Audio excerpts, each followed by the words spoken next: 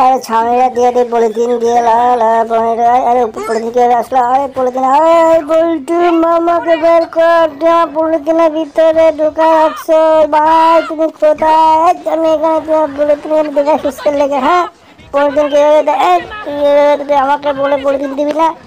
দেখলেন যে বীজ দে, আসলে বীজ দে, বীজ দেখ, বীজ দে, ভালো করে বীজ দে, তুই আমার বীজ দে, বীজ দে, গর্ত করতে বীজ দে, তুই এত বীজ কেন যাচ্ছস, হ্যাঁ?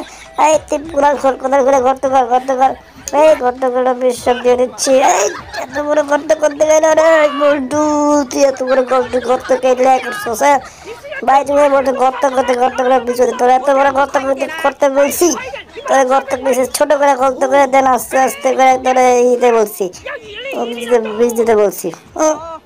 তুই একটা কাজে ভালো করতে পারস না, তুই খায়া লাইছিস সবাই, আমি কি খাবো তাহলে?